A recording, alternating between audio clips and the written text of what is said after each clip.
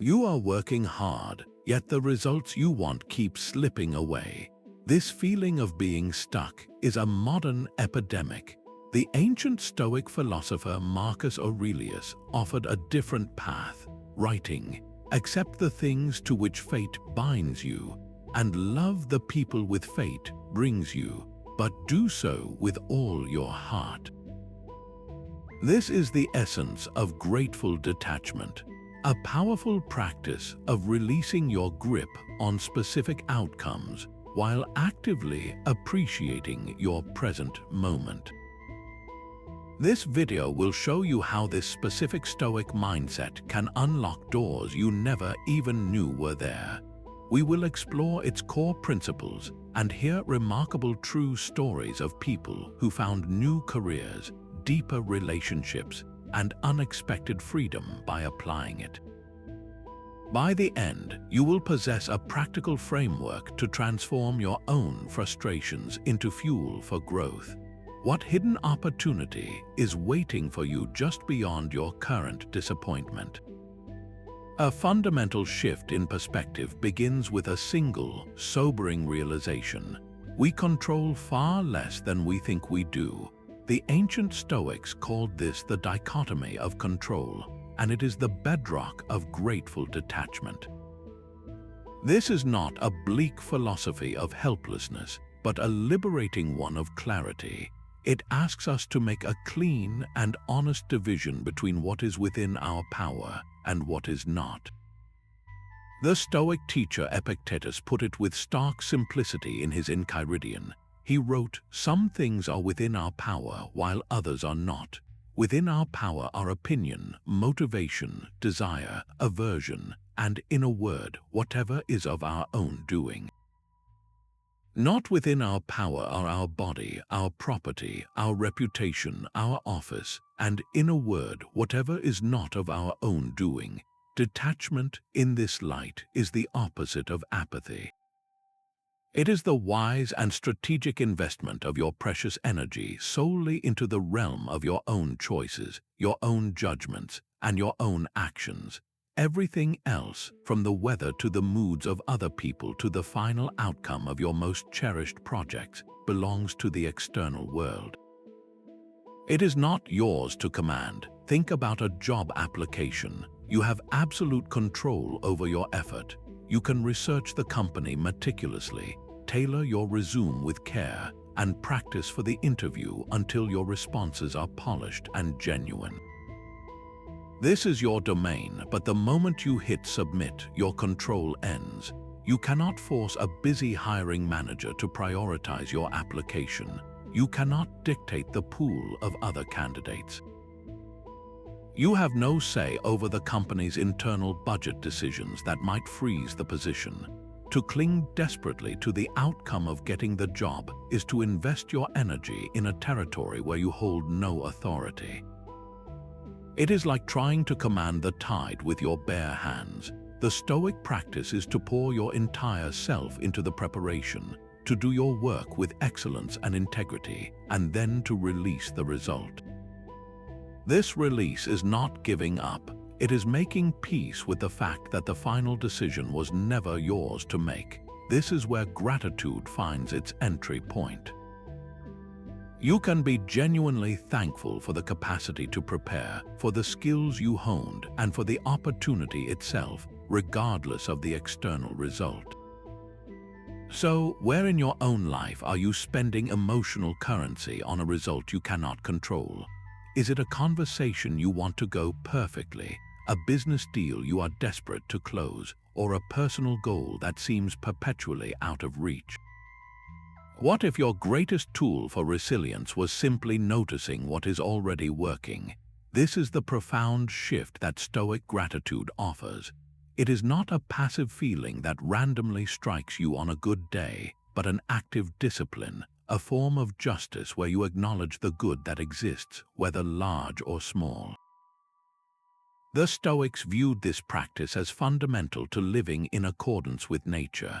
They saw a rational, benevolent order, a logos woven through the universe. To be grateful is to consciously recognize and appreciate your participation in that order, to see the value in everything you encounter. Seneca, in his work on benefits, delves deeply into this. He argues that the true benefit is not merely the gift received, but the virtuous act of giving and receiving itself. He writes, "He who receives a benefit with gratitude repays the first installment on his debt." For the Stoic, gratitude is the first payment on a moral debt to the cosmos, an acknowledgement that you are part of an interconnected whole. This is why a nightly gratitude journal is far more than a simple self-help trend. It is a core Stoic exercise in training your perception. It is not about listing only the obviously positive events. It is about actively searching for the good hidden within a challenging day. Perhaps you are grateful for the patience you managed to maintain during a difficult conversation, or for the warmth of the sun during your walk, or simply for the bed you will sleep in tonight. This practice systematically rewires your attention away from what you lack and toward the abundance that is already present. It builds a foundation of resilience that external circumstances cannot easily shake. So, right now, in this moment, without even moving, can you mentally list 3 things you can be grateful for? It could be the device you are listening on, the air you are breathing, or the simple fact that you have the capacity to learn and grow. This small act is the beginning of seeing the world with new eyes. Grateful detachment is the mental soil from which surprising new growth can emerge. It is the quiet fusion of 2 powerful forces, creating a state of mind that is both resilient and remarkably receptive. When you stop clinging to a single, predetermined outcome, the constant background noise of anxiety begins to fade. That mental energy, once consumed by worry, is suddenly freed up. Your focus shifts from a narrow, desperate point on the horizon to the entire landscape of possibilities surrounding you. You become like a sailor who, instead of fighting a storm, adjusts the sails to use its very power, discovering new routes he never would have seen in calm weather. This is the alchemy, transforming the lead of disappointment into the gold of opportunity. Marcus Aurelius captured this transformative perspective perfectly in his Meditations. He wrote, "The impediment to action advances action. What stands in the way becomes the way." For him, every event, even a setback or a failure, was not a barrier but raw material. It presented a chance to practice a virtue like patience, courage, or ingenuity. Your obstacle was not something to be mourned, but a hidden door, and your grateful, detached mindset is the key that unlocks it. Consider the story of an entrepreneur, let us call her Sarah, who poured 5 years of her life into a tech startup. It was her entire identity, her dream. When the funding fell through and the company collapsed, the immediate pain was immense. The traditional response would be bitterness, a sense of wasted time, and a frantic scramble to rebuild the exact same dream. But Sarah had been practicing this very Stoic principle. She consciously detached from the specific outcome of her startup succeeding. She allowed herself to feel the disappointment, but she did not let it define her. Then she actively practiced gratitude. She was thankful for the incredible team she had led, for the technical skills she had mastered, and for the brutal lesson in business resilience. This grateful detachment gave her the clarity to see something she had been blind to. While running her company, she had become an expert at mentoring young, anxious founders. She loved that part of the job more than anything else. Freed from the tunnel vision of saving her startup, she realized her true calling was not in being a CEO, but in being a guide. She launched a small coaching practice which quickly grew through word of mouth. Today, she has a more flexible, impactful, and personally fulfilling career than her original plan ever offered. The failure of her company was not the end of her story. It was the necessary pivot point that revealed her real path. So, take a moment and look back at a past disappointment in your own life. It does not have to be a major one. Perhaps it was a project that was cancelled, a trip that fell through, or a goal you missed. Can you reframe that event now? Look past the initial frustration and ask yourself, what hidden door did that closed window reveal? What strength did you develop? What connection did you make? Or what new direction did you glimpse only because your original plan fell apart? I worked for years believing that promotion was my only path to success. When the email finally arrived announcing my colleague had been chosen instead, the disappointment was a physical weight. All that effort, all that careful planning felt instantly wasted. My initial reaction was a familiar spiral of frustration, replaying every interaction and questioning my own value. But then I remembered the Stoic practice we had been exploring. The first step was to apply the dichotomy of control with ruthless honesty. I had controlled my effort, my performance, and my application. I had done my part with integrity. The final decision, however, belonged entirely to my managers. It was an external event, a circumstance outside my command. Clinging to resentment was like trying to change the weather by complaining about the rain. I had to let the outcome go. This is where Epictetus offers his piercing insight.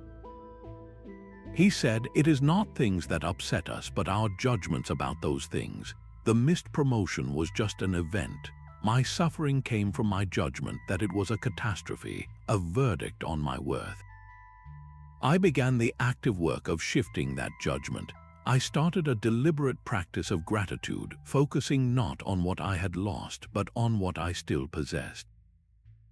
I was grateful for the stable income that supported my family. I was thankful for the specific skills I had honed in my current role, skills that were now second nature.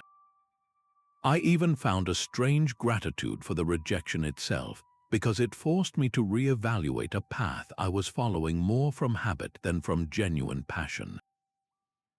This grateful detachment created a quiet space in my mind, a space no longer filled with the noise of what should have been. With that clarity, I started to notice opportunities I had been blind to before. I was no longer fixated on climbing the single ladder directly in front of me. I began looking around at the entire landscape of the company. A lateral position opened in a different department, one focused on training and development. It seemed like a sidestep at the time, not the advancement I had craved, but freed from my old definition of success I applied. That move changed everything. The new role utilized a natural talent for teaching that I had never valued in my previous, more technical position. I found a sense of purpose and connection I never knew was missing. The work was more fulfilling, the impact more direct. Today, I am in a career I love, one that truly fits my strengths, and it only became visible once my original, narrow goal vanished. That no from the promotion committee was the best yes I never got. So, think about your own life for a moment. Can you recall a time a door closed firmly in your face? A rejection, a failed plan, a dream that did not work out. Look at that closed door again, not with bitterness, but with the curious eyes of grateful detachment. What new path did its closing force you to see? What better yes was hidden behind that difficult no? How often do your wants feel like urgent needs, tightening your chest with a sense of necessity?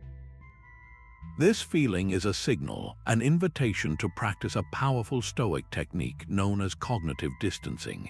It is the mental skill of stepping back from your own desires to examine them with calm, objective curiosity, as if they belonged to someone else. This is not about suppressing what you want, but about understanding its true nature and power over you. The Stoics called this viewing from above, a mental exercise where you consciously zoom out from the immediacy of your situation.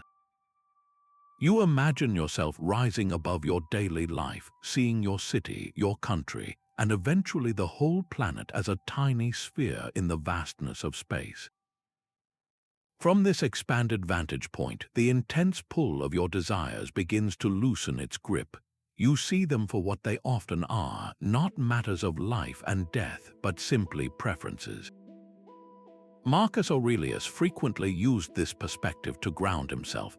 He wrote in his Meditations, "You can rid yourself of many useless things among those that disturb you, for they lie entirely in your imagination. And you will then gain for yourself ample space by comprehending the whole universe in your mind." He is reminding us that our worries and desperate wants are contained within the small theater of our own minds. When we place them against the backdrop of the cosmos, their scale shifts, and their emotional charge often dissipates. The goal is to ask a simple, piercing question about any desire that is causing you stress. Is this a rational pursuit aligned with my core values and virtue, or is it merely a preferred indifferent that I have mistakenly elevated to a necessity? Consider the person who feels an overwhelming urge to buy a new car. Their current vehicle runs perfectly well, but they are consumed by the desire for the status, the smell of new leather, the admiring glances. This want feels like a need. Applying cognitive distancing, they step back. They view their desire from the cosmic perspective. How important is this specific car in the grand story of a human life? They then examine it objectively. Is this purchase a rational action that supports their well-being and values, or is it driven by a fleeting emotion and social comparison? They realize the car is a preferred indifferent. It would be nice to have, but its absence does not harm their character or their ability to live a virtuous life.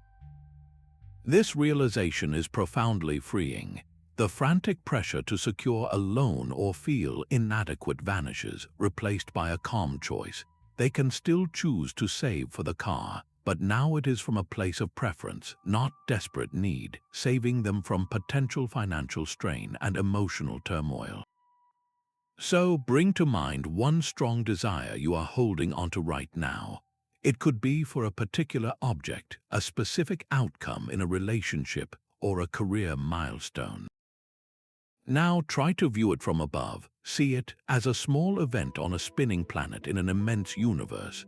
Ask yourself calmly, is this desire serving my deeper values, or is it merely a preference I have given too much power? That simple act of observation can be the first step in reclaiming your peace. The Stoics did not just advise enduring fate, they advised loving it. This is the radical heart of Amor Fati, the love of one's fate.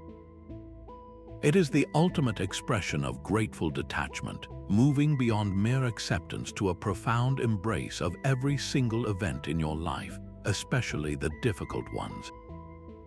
It is the practice of seeing every circumstance, every so-called obstacle, not as a random misfortune to be tolerated, but as a necessary and beneficial ingredient for your specific growth.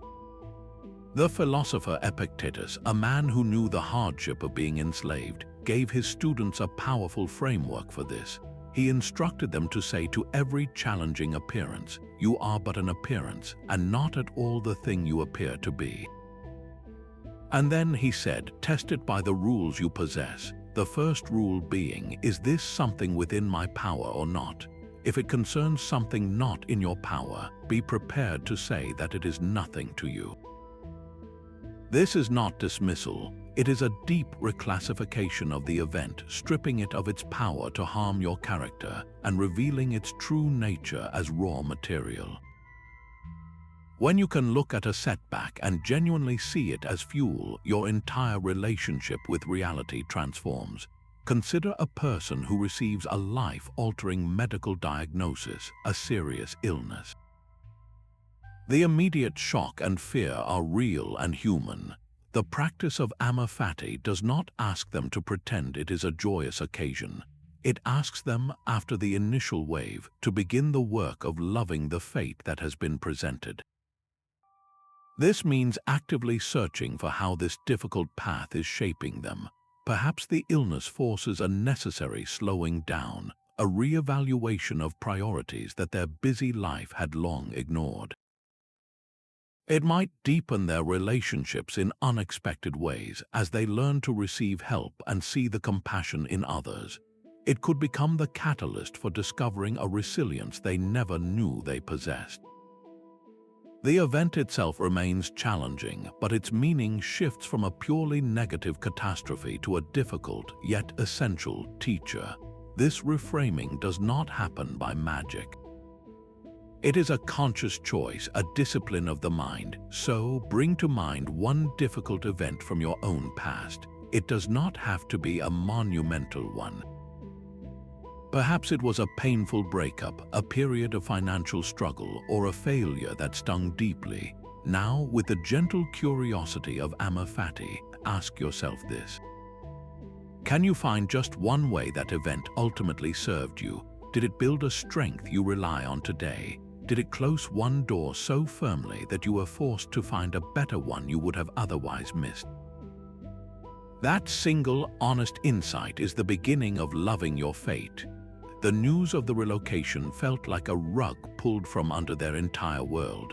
For Mark and his family, the corporate transfer was an order, not a choice, ripping them from a city they loved, a community of friends, and the familiar rhythm of their lives. The initial resistance was a storm of fear and resentment, a desperate clinging to the life they had built. Every thought was a protest against the unfairness of it all. This is where the Stoic practice of grateful detachment moves from philosophy to practical survival. Mark chose to stop fighting the reality of the move. He consciously accepted the circumstance not as a personal punishment, but as an event outside his ultimate control. The shift began when he and his family started a simple nightly ritual, listing one thing they could find to be grateful for about the impending change. It started small, with gratitude for the company handling the moving costs, for the chance to see a different part of the country, even for the forced purge of old belongings that simplified their home. This active search for gratitude reframed their entire perspective. The move was no longer a sentence, but a challenging yet curious new chapter. Seneca, in his letters, wrote powerfully about the value of such upheavals. He observed travel and change of place impart new vigor to the mind. He was not just speaking of a vacation, but of the mental renewal that comes from being plucked from your routine and placed in an unfamiliar environment. Your old habits and assumptions are shaken loose, forcing you to see the world and yourself with fresh eyes. This is precisely what happened for Mark. In his old city, he had worked for years in a stable but unfulfilling corporate role. His new town, however, was a smaller, growing community with a vibrant local market on the weekends. Freed from his old identity and routine, he began to notice a gap. The local artisans had no dedicated space to sell their goods year-round. This observation, which he would have been too busy or too comfortable to make in his previous life, sparked an idea. He used his severance and his corporate experience to open a small cooperative storefront for these local crafters and artists. The business connected him to his new community in a way his old job never did. He was no longer just an employee. He was a neighbor, a partner, a valued part of the local economy. The connection and purpose he found were profound, all born from a relocation he had initially fought with every fiber of his being. That forced move unlocked a potential and a passion that his comfortable old life had kept safely dormant. So, bring this concept into your own world for a moment. If you received a notice tomorrow that you had to pack up and move to a new, unknown city, where would your mind go first? To the fear of loss or to the quiet curiosity of what might be waiting there? How could you apply grateful detachment to find the hidden vigor Seneca describes, and what unexpected path might that new vigor reveal? Contrary to what you might think, imagining worst-case scenarios can be a profound source of peace. This ancient Stoic exercise is called Premeditatio Malorum, the premeditation of evils. It is not a pessimistic rehearsal of dread, but a strategic and liberating tool to disarm fear and loosen our desperate grip on the things we cherish. The practice involves vividly envisioning the loss of what we hold dear, not to invite misery, but to uncover a deeper appreciation for its present existence and to build resilience against the shock of potential change. Seneca championed this method in his letters, writing, "He who has anticipated the coming of troubles takes away their power when they arrive. By mentally walking through a feared event, you are not cursing your future. You are vaccinating your mind against the paralyzing force of surprise and panic. You are making the unfamiliar familiar. Think of a musician who is terrified of making a mistake during a solo. They spend days before the performance clenched with anxiety, attached to a perfect outcome. Now, imagine that same musician practicing Premeditatio Malorum. They sit quietly and vividly picture the scenario they fear most. They hear a wrong note echo in the hall. They feel the heat of embarrassment. They see a few disappointed faces. They sit with that feeling, and then they realize something crucial. They are still alive, their hands still work, the world has not ended. This mental rehearsal robs the feared event of its catastrophic power. Walking onto the stage, they are no longer clinging to perfection. They are detached from that single, fragile outcome. This very detachment allows them to play with more freedom, more heart, and less constricting anxiety, which ironically makes a transcendent performance far more likely. The obstacle of fear became the way to artistic liberation. So, let us try a small practice right now. Think of one thing you value deeply, perhaps your health, your career, or a key relationship. For just a moment, close your eyes and allow yourself to vividly imagine life without it. Do not rush, feel the contours of that absence, then open your eyes. Notice the immediate, visceral wave of gratitude for what you still have. That heightened appreciation, born directly from confronting a loss, is the quiet power of this practice. It teaches you to love what you have without being enslaved by the fear of losing it. What if every barrier in your path was placed there specifically for your benefit? This sounds like a radical, almost unreasonable idea, yet it is the core of a powerful Stoic paradox. The very things that seem to block our progress are, in fact, the essential training grounds for our character. Marcus Aurelius put it with unflinching clarity, writing, "The impediment to action advances action. What stands in the way becomes the way." He is not suggesting we pretend difficulties are pleasant. He is insisting they are functional. A challenge is not a stop sign. It is a set of weights in the gym of your soul, designed to build a specific kind of strength you could not develop in comfort. This is how an obstacle reveals what you are truly made of and forges you into something more resilient, more creative, and more capable than you were before. Consider the story of a dedicated runner. Let us call him Alex, whose entire identity was tied to his speed and endurance. A severe knee injury brought his racing to an abrupt halt. The initial diagnosis felt like a death sentence for his dreams. He could have seen this as a pure tragedy, a cruel barrier erected by fate, but he chose to view it through this Stoic lens. The obstacle was the way. Forced away from the track, he had to develop a part of himself he had neglected, his mental fortitude. He dove into studying sports psychology and nutrition. He learned patience through a slow, often frustrating rehabilitation process. He discovered new, low-impact forms of training that improved his overall athleticism in ways running alone never had. When he finally returned to competition, he was not just a runner who had healed an injury. He was a complete athlete, armed with a deeper understanding of his body and a mental toughness that his competitors lacked. The injury, the very thing that seemed to destroy his path, became the reason he ultimately became a better, more versatile competitor. So, bring to mind one current obstacle in your own life. It could be a difficult person at work, a financial strain, or a personal goal that feels out of reach. Now, take a moment and try this reframing exercise. List 3 potential ways this very challenge could be secretly strengthening you. Is it teaching you patience you have always lacked? Is it forcing you to develop a new skill out of necessity? Is it clarifying what you truly value by removing lesser distractions? That simple act of inquiry transforms a problem into a purposeful teacher. The day the bank called in the loan, I thought my life was over. My name is David, and for 5 years my identity was my gourmet food truck business. I was the entrepreneur, the chef, the dreamer. When the final payment was due and the account was empty, the collapse felt absolute. The despair was not just about money, it was a complete shattering of who I believed I was. My every waking thought had been tied to that single outcome, that specific version of success, and without it, I felt like nothing.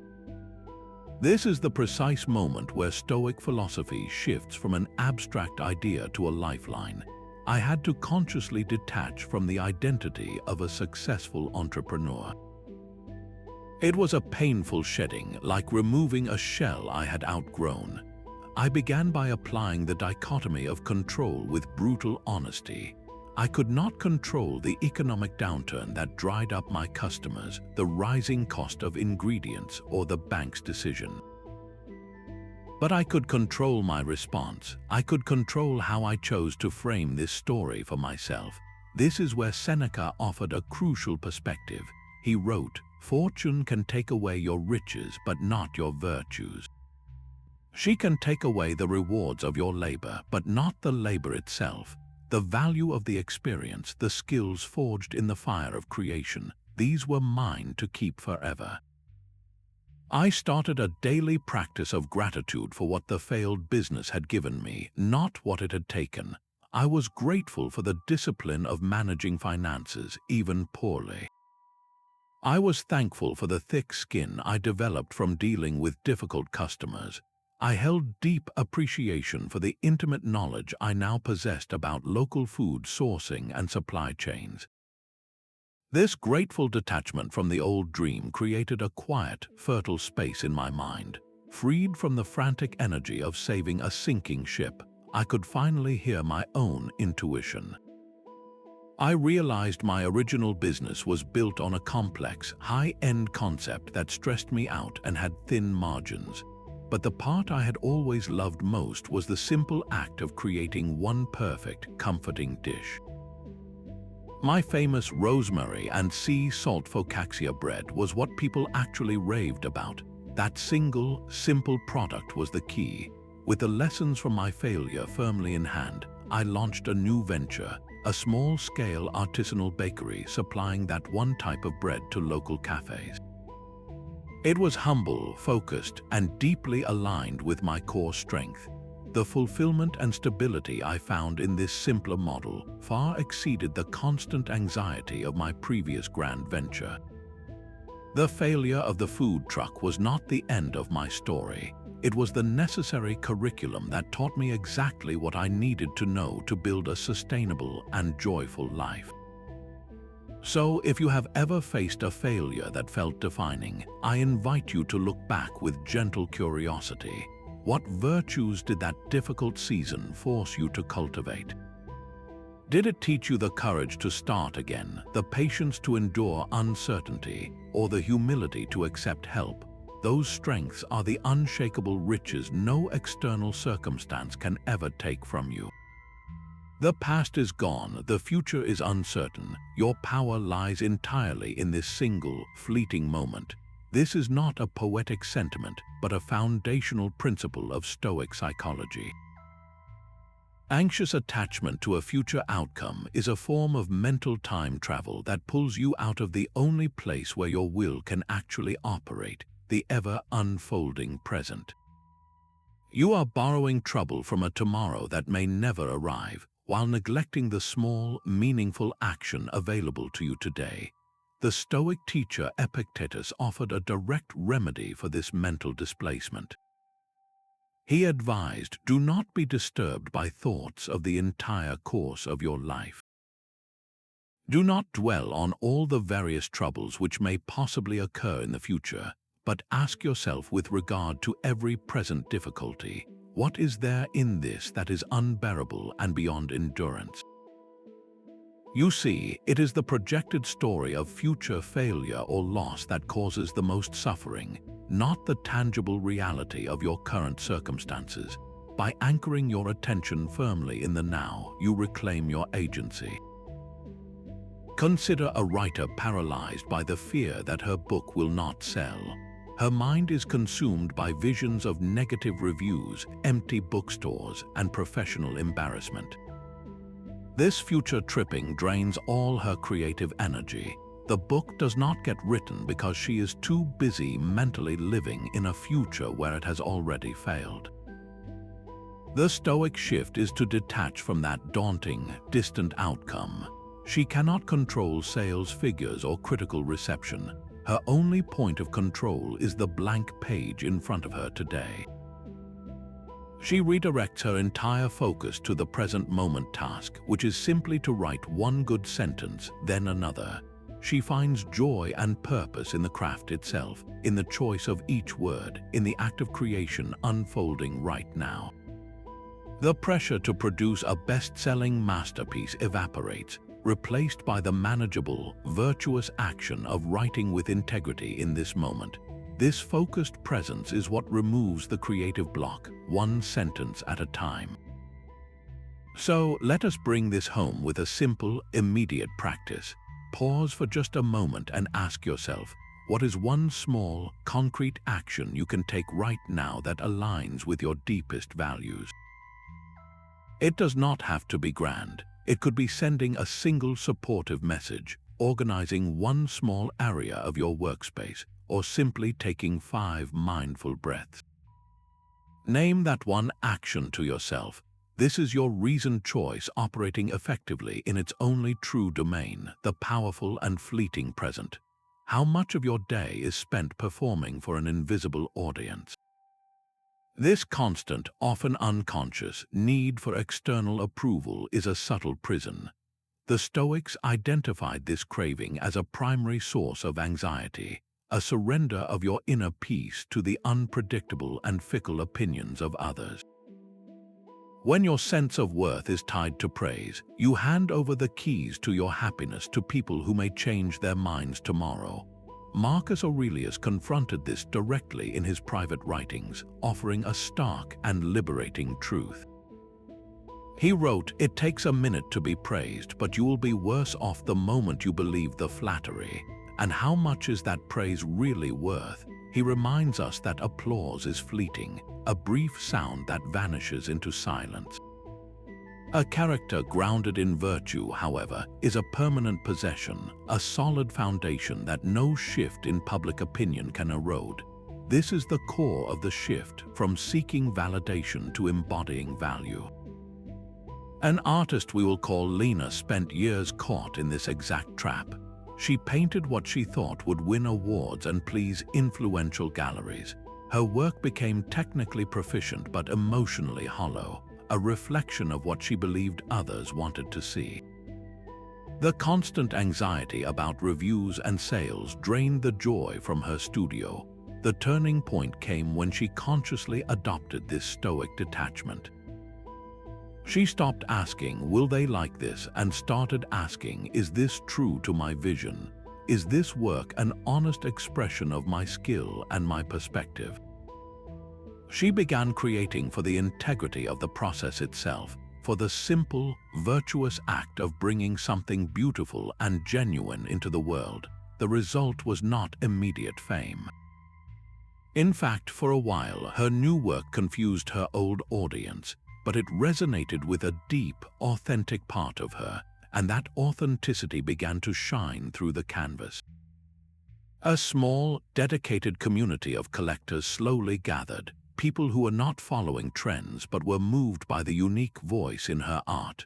Ironically, by releasing her desperate need for external validation, she created the very work that earned a more meaningful and enduring form of it. Her freedom became her signature, so here is a small challenge for you today. Choose one action, however minor, and perform it purely for its own sake. It could be a kind gesture with no witness, a project you tackle simply for the joy of the craft, or a personal goal you pursue without posting about it. Do it because it aligns with your character, not because it might earn you applause. Notice the quiet sense of sovereignty that arises when you are the only audience that matters. The end of a relationship can feel like a world dissolving, but through the Stoic lens, this profound loss is not an end of meaning, only a change in its form. The practice of grateful detachment begins by acknowledging the raw truth of the dichotomy of control. You could control your own actions within the relationship, your honesty, your efforts, and your compassion. The feelings, choices, and path of another person, however, were never yours to command. Clinging to the specific outcome of the relationship enduring is to invest your soul in a territory where you held no sovereignty. The work is to release that grip, not on the love you felt, but on the demand that it manifest in one particular, permanent way. This is where gratitude performs its quiet alchemy. You consciously shift your focus from the pain of the ending to a deep thankfulness for the love that was shared. You can be grateful for the moments of joy, for the ways you grew while together, and even for the difficult lessons that are now shaping you into a wiser person. Seneca offered a profound preparation for this very heartache. He wrote, "In the very moment when you are kissing your child, your wife, your friend, whisper to yourself that you are kissing a mortal." Do not think this is morbid. He meant it as the ultimate act of love, a reminder to cherish the person fully in the present, without the arrogant assumption of forever. This mindset does not cheapen the connection, it sanctifies it, making every moment more precious because you know it is a gift, not a guarantee. After the breakup, a space opens that was once filled by the relationship's constant demands and shared identity. This void, while painful, is fertile ground. With a mind cleared of desperate longing for what was, you can begin to invest in yourself. You might rediscover an old hobby you had set aside, or find the courage to take a class you were always curious about. You learn the quiet strength of self-reliance, of making decisions solely for your own well-being. This period of introspection and independent growth is not about isolation, but about rebuilding your core identity. You become a more whole, self-contained person, and it is this very wholeness, this lack of desperate need, that often becomes the magnet for a healthier, more balanced partnership in the future. You are no longer seeking someone to complete you, but are open to connecting with someone who complements the complete person you have become. So, take a quiet moment to look back at a relationship that has ended in your own life. Setting aside the story of how it ended, what did that connection teach you about your own capacity for love, your boundaries, or the qualities you truly value in a partner? That learning is the enduring gift, the part of the experience that remains forever yours. That space between an event and your reaction is where your true freedom resides. It is the home of a crucial Stoic practice known as the Discipline of Assent. Think of it as a mental pause button you can press, a deliberate moment of detachment that stops a raw impression from instantly becoming a painful judgment. Epictetus laid out the entire process with stunning simplicity. He taught men are disturbed not by things but by the views which they take of them. An event happens and an immediate, unexamined impression flashes in your mind. The discipline is to catch that impression before you give it your assent, your agreement. You hold it at arm's length and examine it with calm curiosity. Is this impression true, or is it just one possible interpretation among many? This tiny gap of awareness is the difference between a life of reactive suffering and one of proactive peace. Consider the moment you receive critical feedback on a project you care deeply about. The initial, raw impression is often one of personal failure and embarrassment. It feels like an attack. Without the pause, that impression instantly becomes your reality. You might react defensively, shutting down the conversation, or you might internalize the criticism as proof of your inadequacy.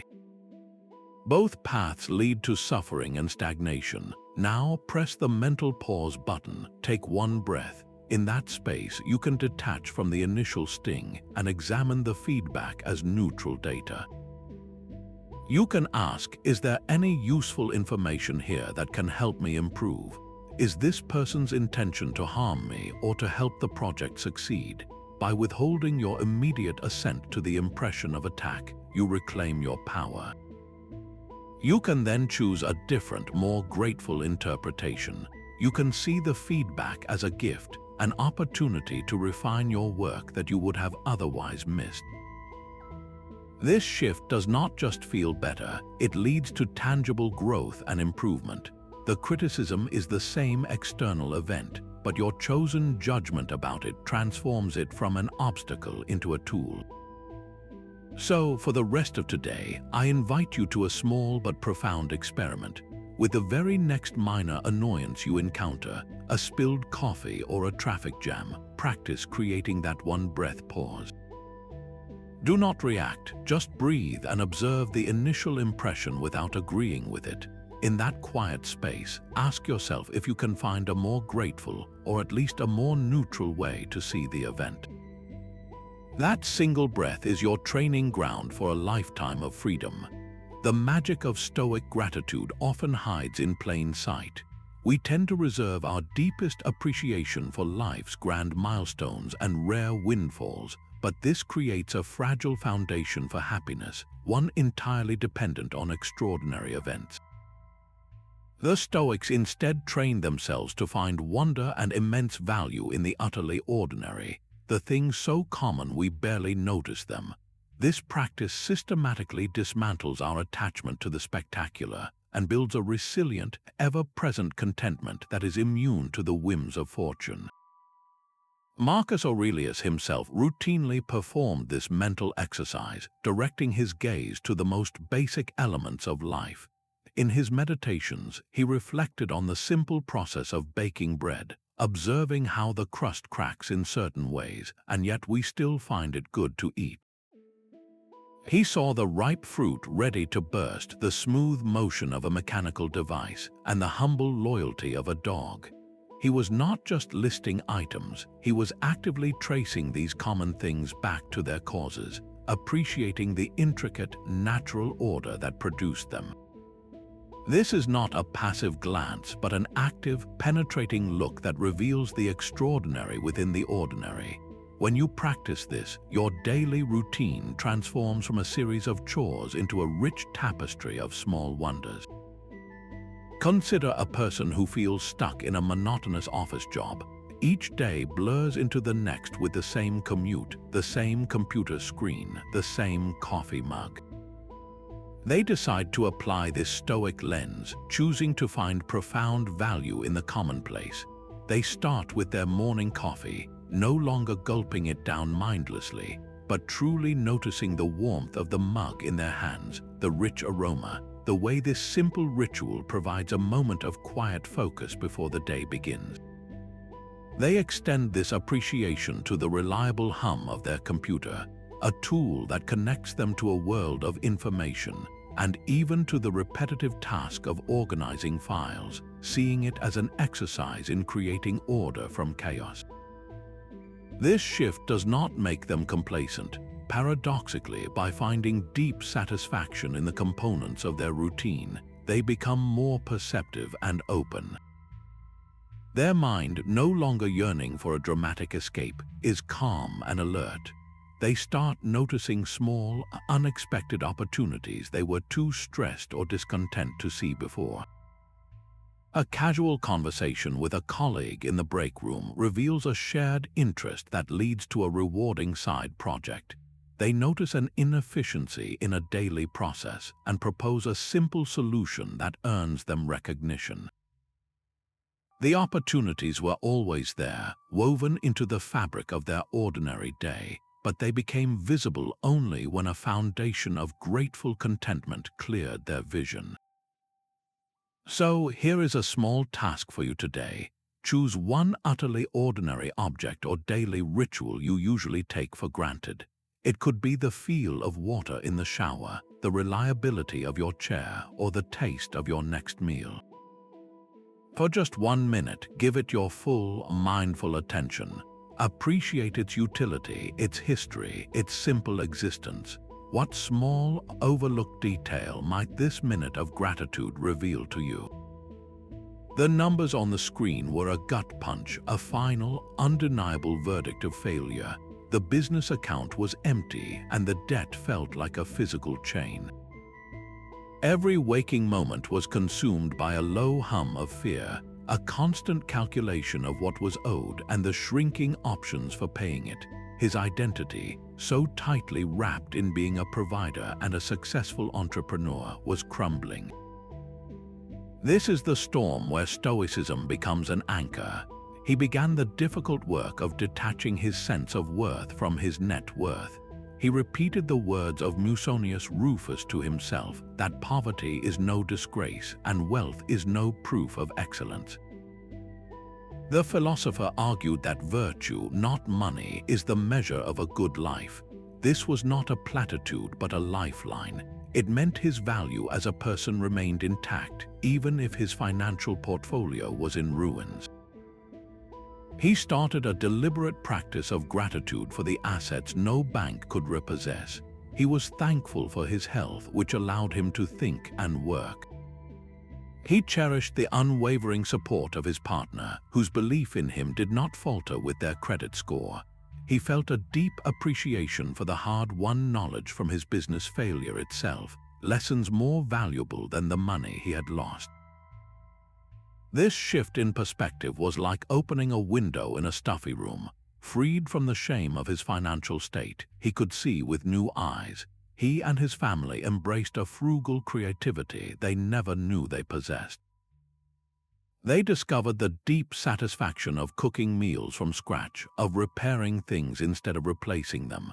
This led to a surprising discovery. His homemade hot sauce, a hobby he used to distress, was a huge hit with friends and neighbors. Encouraged, he started selling bottles at a local farmer's market. It was not about getting rich quick, it was about sharing something he loved.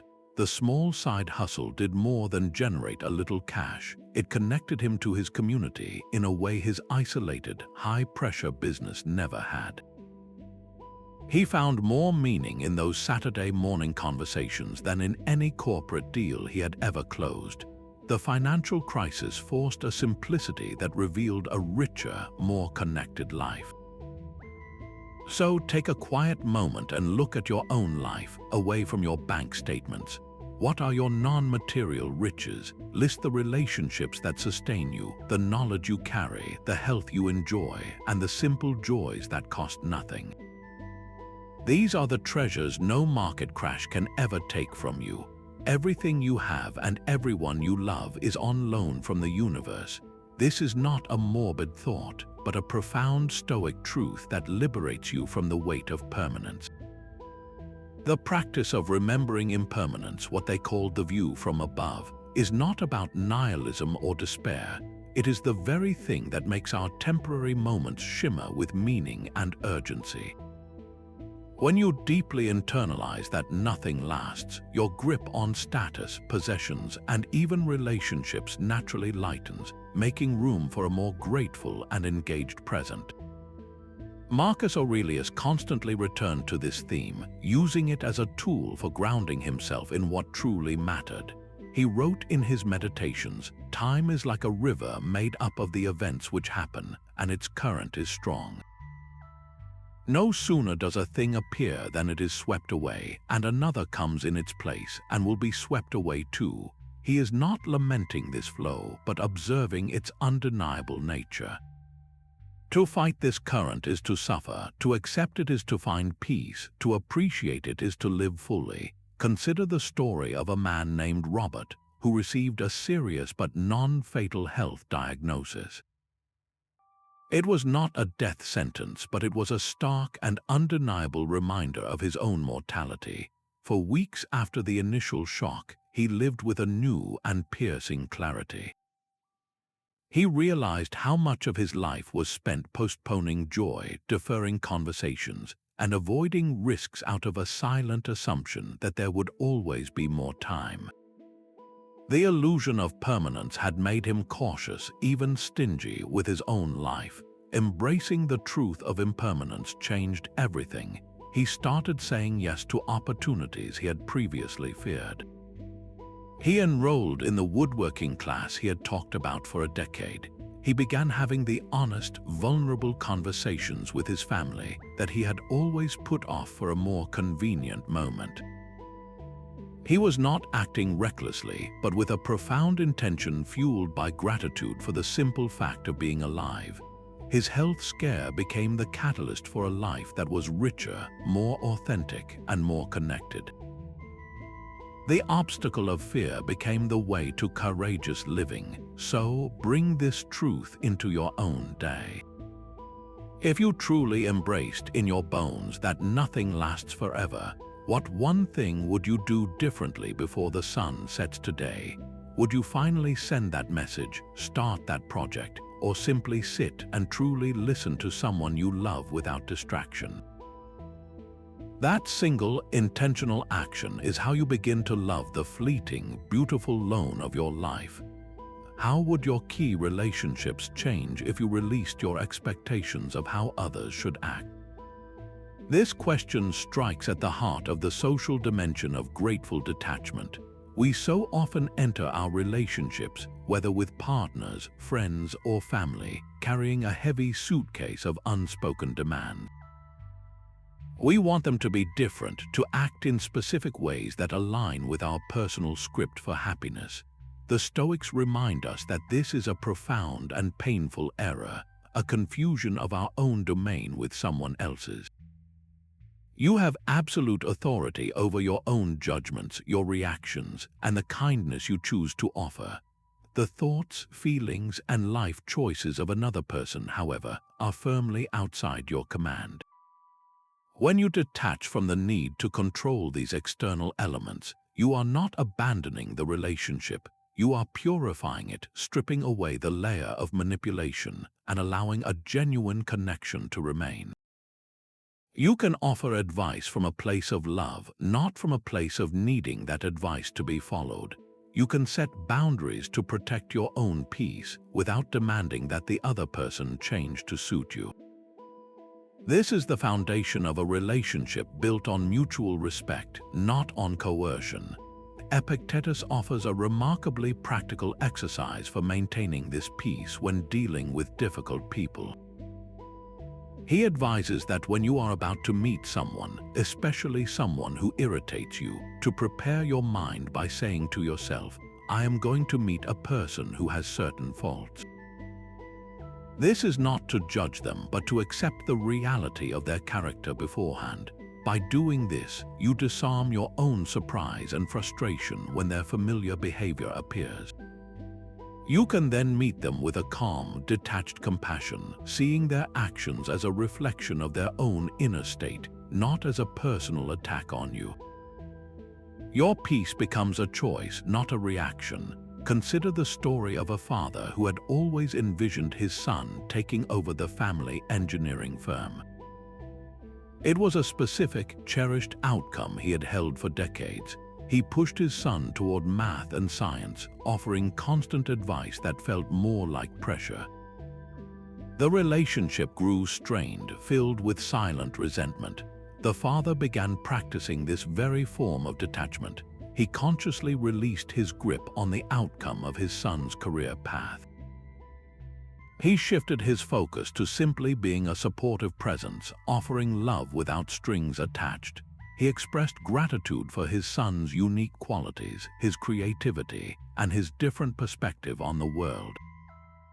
This shift in the father's energy was palpable. Freed from the pressure to fulfill a predetermined role, the son felt safe to explore his own interests, which led him not to engineering but to industrial design. He now uses his creative skills to design more ergonomic and beautiful tools, a field that perfectly blends his father's world with his own. The father's grateful detachment did not end their relationship, it saved it, and allowed his son to find a calling that was authentically his own. So bring this into your own life for a moment. Think of one relationship where tension often arises.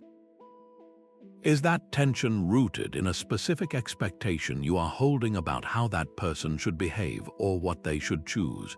What small internal shift could you make today to loosen that expectation, to offer your care without the silent demand for a particular result? That single release could be the beginning of a profound and lasting peace. The rejection letter from her first choice university felt like a permanent redirection of her entire future. All her careful plans, the identity of being that school's student, vanished in the moment she read the formal, impersonal words. The crushing disappointment was amplified by a deep fear that she was now irrevocably off track, destined for a lesser life. This is the precise crucible where grateful detachment proves its worth. She had to consciously mourn the loss of that specific path, that particular outcome she had clung to so tightly. Then she began the work of shifting her focus. She practiced gratitude for the acceptance she did hold from her safety school, a solid institution she had previously dismissed as a mere backup. She was thankful to have any option at all, for the continued chance to pursue an education when so many were denied that privilege. This was not settling. It was a strategic recalibration of her attention toward the possibilities that still remained, rather than the single door that had closed. Seneca, in his writings on Providence, offers a comforting perspective for such moments. He suggests that what we perceive as misfortune is often a form of divine protection or redirection.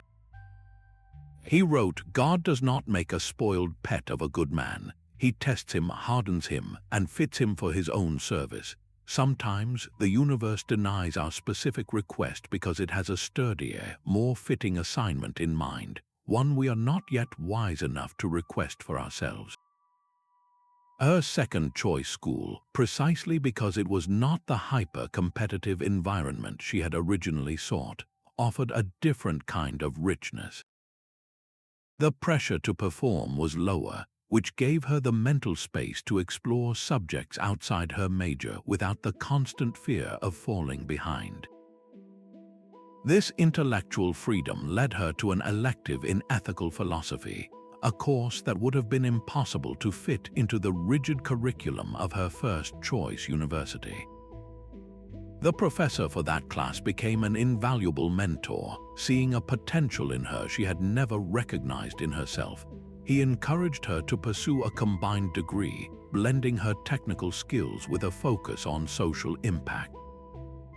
This unique path, which only existed at this so-called backup school, led directly to an internship and then a career in sustainable technology, a field she finds deeply meaningful. The dream school she missed would have funneled her into a narrow, high-stress investment banking track she now realizes would have suffocated her spirit. The rejection was not a denial of her future, but the careful steering of her life toward a harbor far more suited to her true self. So, look back on your own life at that one big no you received. That missed job, that lost admission, that closed door you once thought defined your entire future. With the gentle eyes of hindsight, can you trace the path that opened precisely because that other one did not? Can you spot the unique person you met, the unexpected skill you gained, or the deeper purpose you found, all because the universe, in its quiet wisdom, had a better plan? You are not an isolated event, but a vital thread in the fabric of the universe. The Stoics called this profound interconnectedness Sympatheia, the understanding that everything in existence is woven together in a single, rational, and harmonious whole. Your life, your challenges, and even your disappointments are not random misfortunes, but integral parts of a vast, dynamic system. When you truly grasp this, your perspective shifts from that of a solitary individual fighting against the current to a conscious participant flowing with a grander design. This realization is the ultimate foundation for grateful detachment, because it allows you to see that every event, however personal it feels, serves the balance and the good of the whole. Marcus Aurelius reflected on this deeply, writing in his Meditations, "What is not good for the swarm is not good for the bee, and what is not good for the hive is not good for the bee." He reminds us that we are born for cooperation, just as our feet or eyelids work in concert for the good of the entire body. To work against this natural sympathy is to create our own suffering. Consider the experience of someone who felt like a meaningless cog in a giant corporate machine.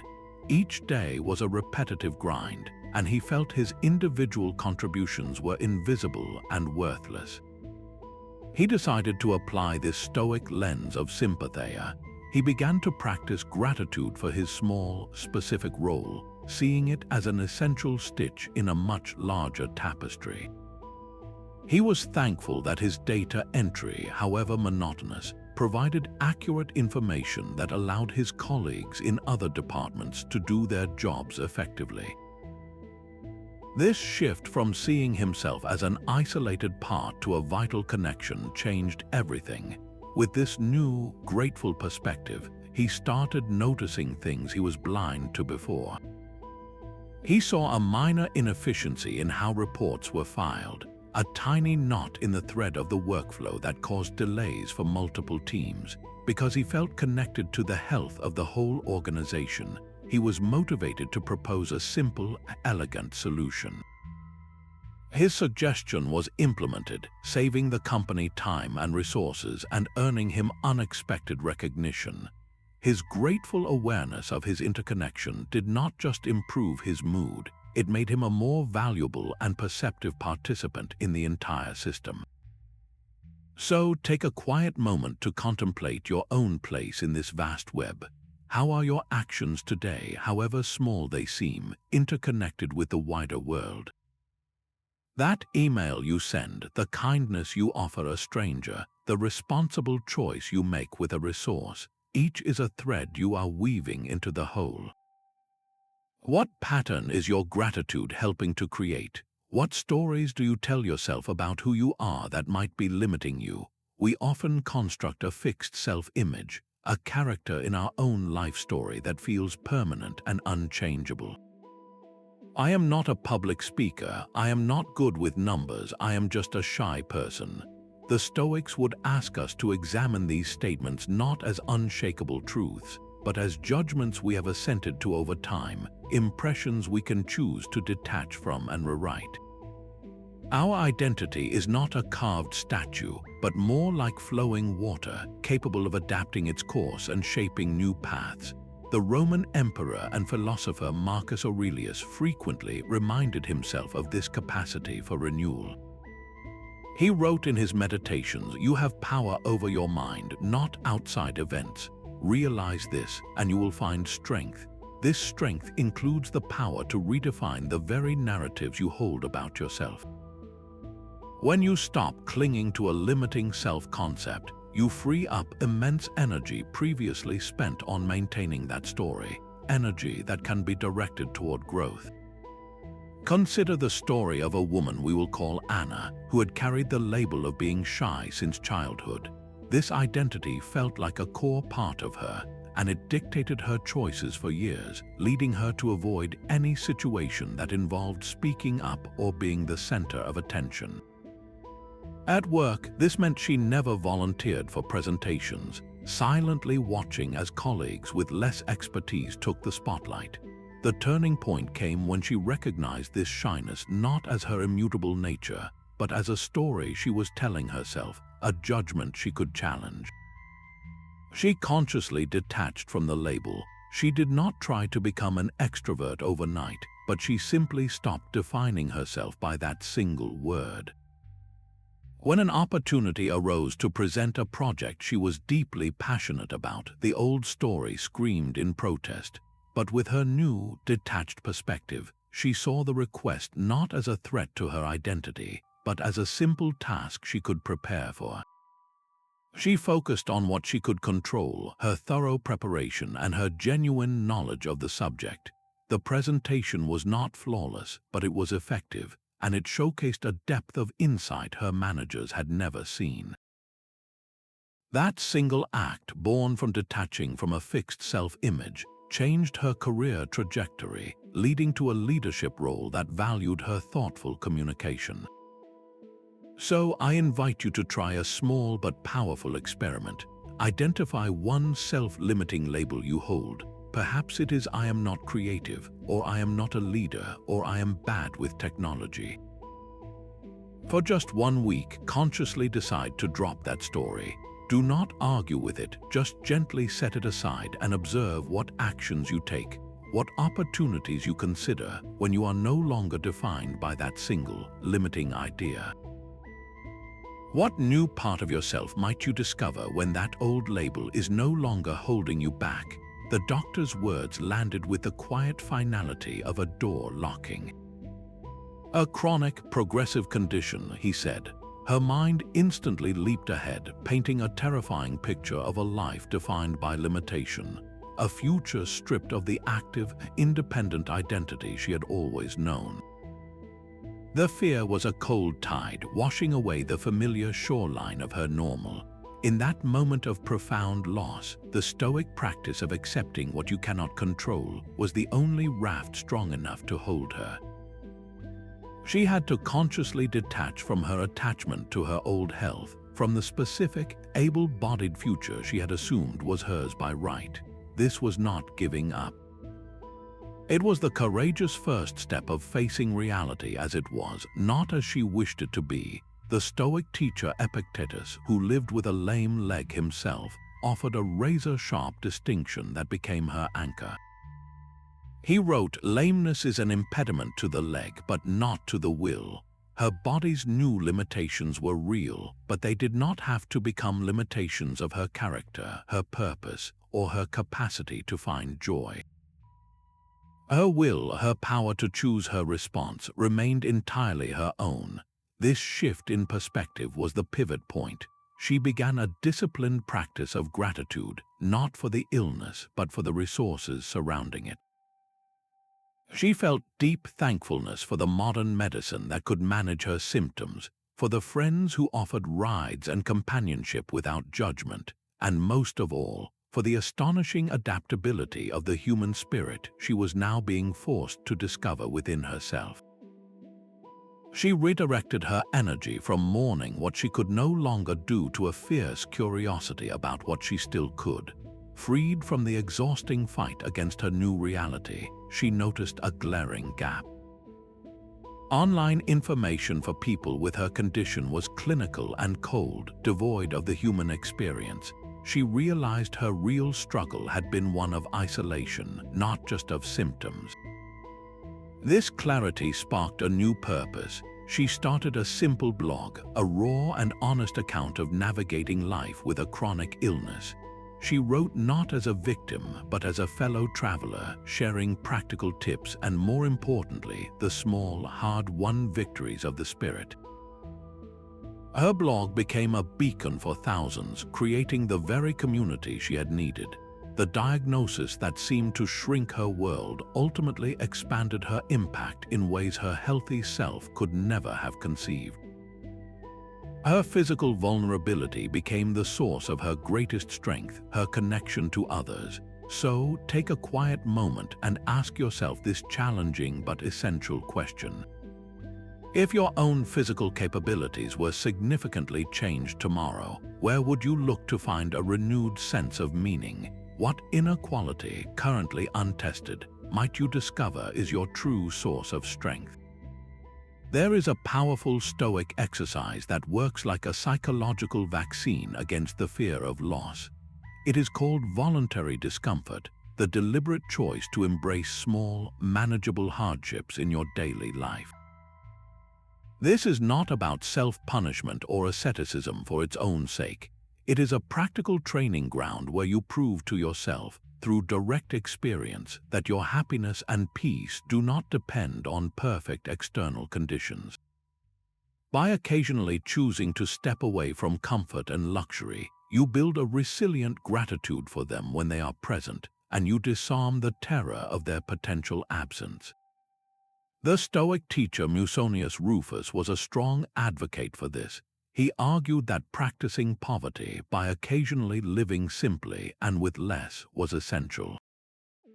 He taught that we should come to our possessions as if they were loans from fortune, ready to be returned without complaint. By experiencing a small taste of hardship voluntarily, you are not courting misery, you are inoculating your mind against the panic of sudden change.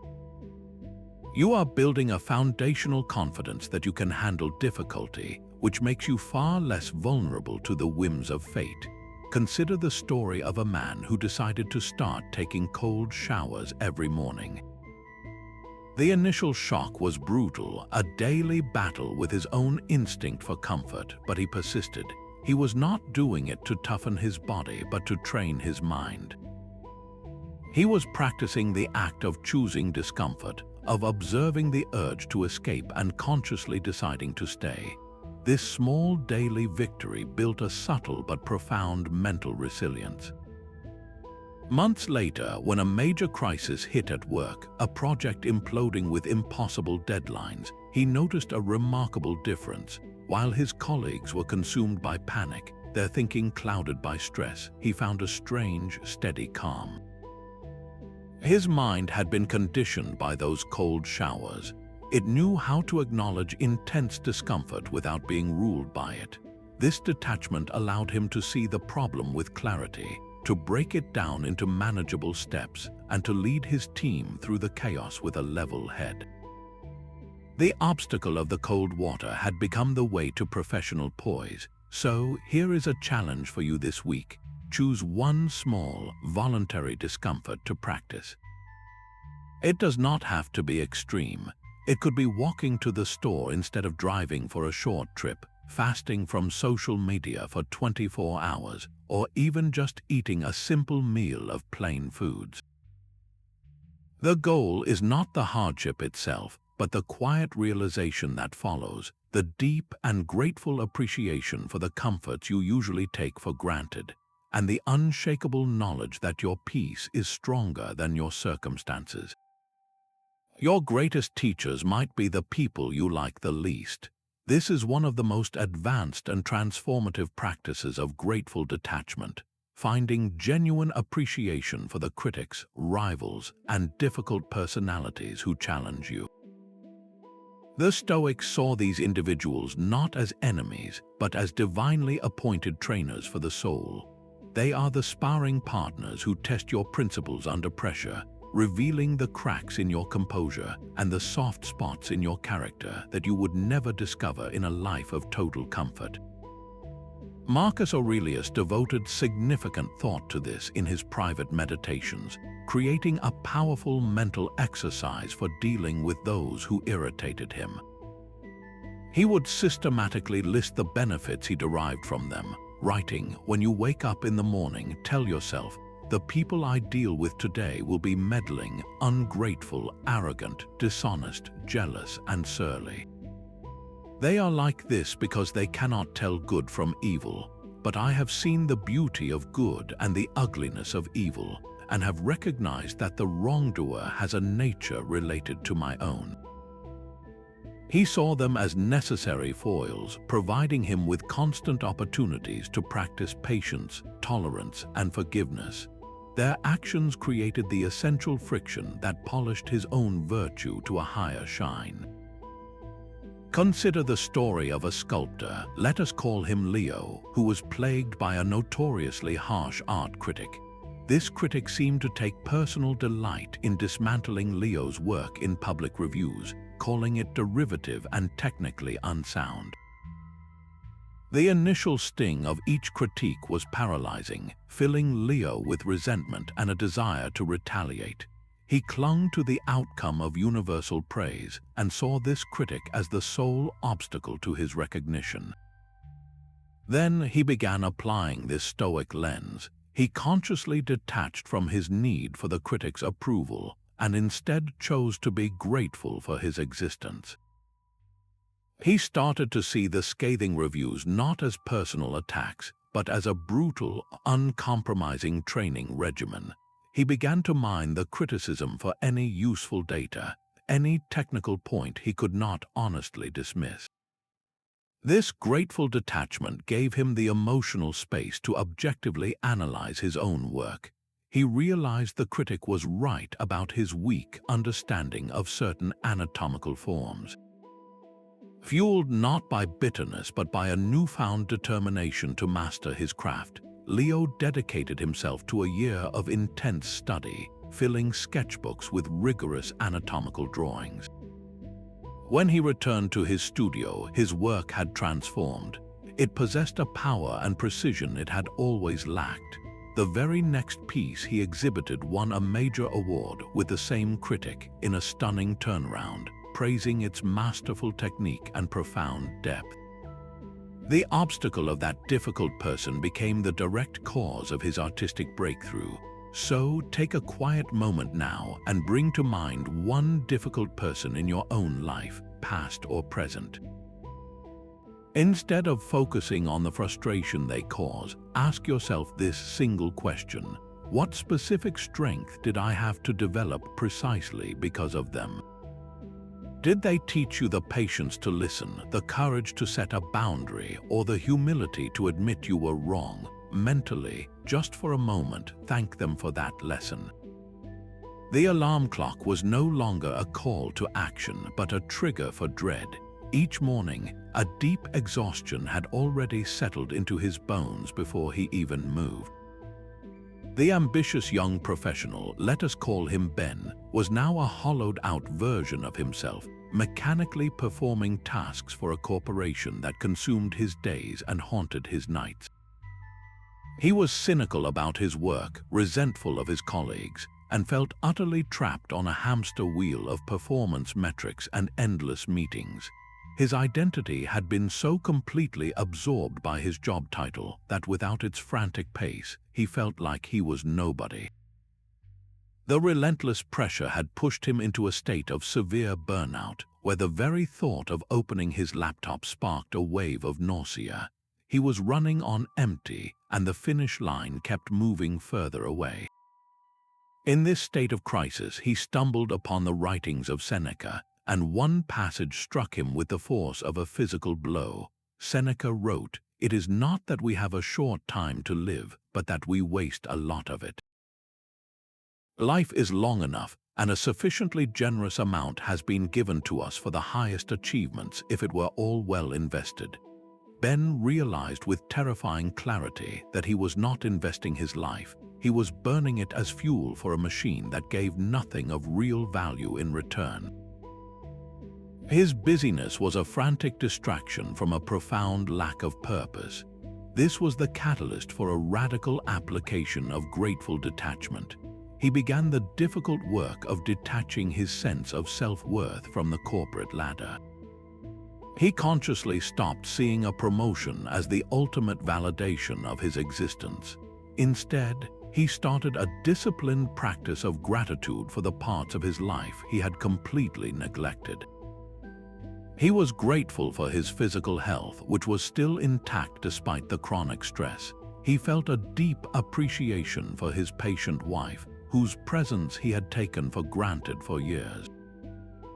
He even found gratitude for the simple pleasure of a quiet walk, something his high-pressure schedule had long eliminated. This shift in perspective did not magically fix his job, but it gave him the clarity to see that he had a choice. He was not a prisoner, he could leave. The act of quitting was not a failure, but the ultimate expression of his Stoic practice, a decisive action to reclaim his one precious life. He took a sabbatical to recover, to rediscover who he was beneath the layers of corporate identity. With a mind cleared of burnout's fog, he realized his core values were not about prestige or wealth, but about peace, family, and meaningful contribution. He eventually took a role with a non-profit organization, a job with less pay but also far less stress. The work aligned with his desire to make a tangible difference, and it gave him the one thing his old career never could, the gift of time. Time for his family, time for his own thoughts, time to simply be. The peace and fulfillment he found in this simpler life were riches his former self could never have comprehended. So take a quiet moment to look at your own life. Where is one area where you are burning out, where the effort feels unsustainable and the reward feels hollow? If you applied a lens of grateful detachment to that situation, what would you see?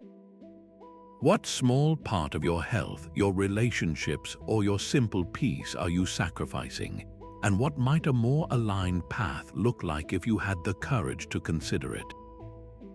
At what point will you finally decide that you have enough? This single question can halt the endless race for more, a race that guarantees only one finish line: perpetual dissatisfaction. The Stoic ideal of contentment is not about settling for less, but about discovering the profound freedom that comes from clearly defining your personal point of sufficiency. When you know what enough looks like for you, the frantic chase for external validation and material accumulation simply loses its power. You are no longer a slave to the next promotion, the newer car, or the larger house, because you have already arrived at a destination of your own choosing. This is the art of grateful detachment applied to your entire lifestyle. The philosopher Epicurus, whose ideas on simple pleasure often align with Stoic thought here, offered a stunningly clear definition of wealth. He wrote, "Wealth is not an abundance of possessions, but the reduction of desire. True riches, then, are not found in your bank account, but in the quiet space of a mind that has consciously chosen to want less." Seneca echoed this, observing that it is not the man who has too little, but the man who craves more that is poor. Your enough is not a number dictated by society. It is a personal declaration of independence. Consider the story of a couple who lived in a large, beautiful home that demanded constant upkeep, expensive renovations, and a significant portion of their income. They were successful by all external measures, yet they felt a constant, low-grade anxiety, a sense of being owned by their own possessions. They made a radical decision to define their enough. They sold the house, downsized to a smaller, more manageable apartment, and used the financial and mental surplus to fund a completely different life. The energy once spent on maintaining a status symbol was freed up. The husband, a former finance manager, discovered he had enough income from their simplified life to finally write the novel he had been dreaming of for 20 years. The freedom of having less to manage and defend unlocked a creative potential that his previous, more affluent life had completely suppressed. His enough was not a threshold of poverty, but a gateway to his true purpose. So take this question into your own world right now. Choose one key area of your life, perhaps your desired income or the number of possessions in your home. Quietly ask yourself and answer with ruthless honesty, what is my enough? What is the specific point where I can stop striving for more in this area and feel genuinely content, freeing my energy for what truly nourishes my soul? What if you cannot actually waste time, only misuse your character within it? This Stoic perspective dismantles our modern obsession with productivity, shifting the entire measure of a day from what you accomplished to who you were while doing it. The frantic attachment to crossing items off a list stems from a deep anxiety that we are losing something precious, that time is slipping through our fingers. The Stoics reframe this entirely. They argue that the virtuous use of your will, your capacity for patience, kindness, and focus, is possible in any moment, regardless of the external activity. Washing dishes, waiting in a long line, or sitting in a tedious meeting are not wasted minutes if you use them to practice a virtue.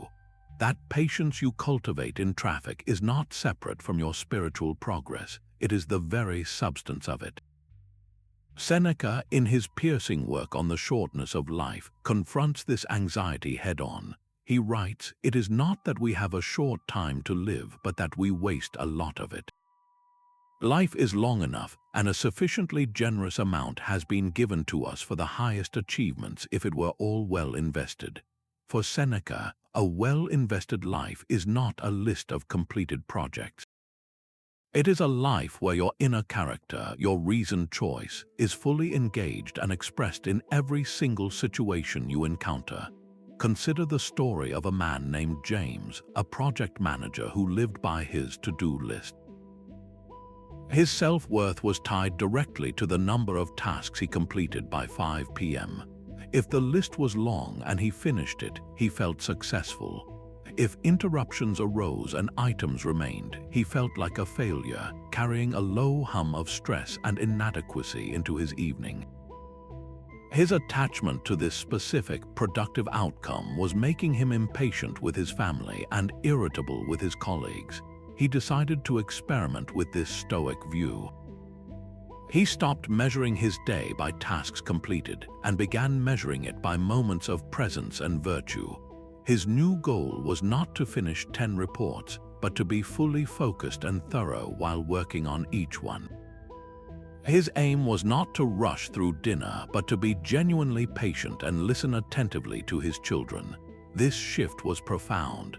The pressure to achieve a certain quantity of work vanished, replaced by the simple, manageable intention to act with integrity in the present moment. His stress levels plummeted. His relationships at home improved because he was no longer mentally tethered to his unfinished list. Ironically, his work quality soared because he was no longer rushing to check boxes, but immersing himself fully in the task at hand. He discovered that a day spent practicing patience and focus, even if only 2 items were completed, felt infinitely more successful and meaningful than a frantic day where he checked off 20 tasks while being impatient and distracted. So take a quiet look at your own life. How do you judge the success of your day when your head hits the pillow? Is your mental scorecard based solely on productivity, on what you crossed off a list? Or do you also measure the quality of your character within those hours, the patience you showed, the kindness you offered, the focus you maintained even when things did not go according to plan? The blank page was a silent accusation, a daily reminder of her fading identity as a writer. For months, every attempt to create felt like trying to squeeze water from a stone, each word a forced and clumsy effort that only deepened her despair. The pressure to produce a novel worthy of her past successes had become a paralyzing weight, turning her love for writing into a source of pure anxiety. She was attached desperately to the specific outcome of a brilliant manuscript, and that very attachment was the wall between her and her creativity. Her breakthrough began when she consciously applied the principle of grateful detachment. She stopped demanding a masterpiece from herself and started a new, quieter practice. Each day, before sitting at her desk, she would list 3 things she was grateful for about the creative process itself. She expressed thanks for the simple weight of the pen in her hand, for the quiet of the morning, and for the sheer privilege of having the time and space to explore ideas, however unformed they might be. She released her grip on the final product and redirected her love to the act of showing up. This shift in focus echoes the wisdom of Epictetus, who advised his students to focus on playing the game well, not on the final score. He wrote, "In a game, we do not choose the pieces, but we do choose how to play them." The writer realized her game was not about producing a bestseller, but about the daily, virtuous act of engaging with her craft with integrity and curiosity. Freed from the crushing need for a perfect outcome, she gave herself permission to play. She started writing short, absurd scenes with no intention of ever showing them to anyone. She experimented with poetry, something she had always considered beyond her skill. She wrote dialogue for imaginary characters she knew would never see a plot.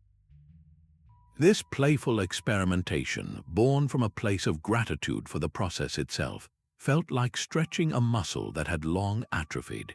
One afternoon, while fiddling with a poem about the light in her kitchen, she stumbled upon a unique rhythm and a way of describing mundane objects that felt entirely new to her.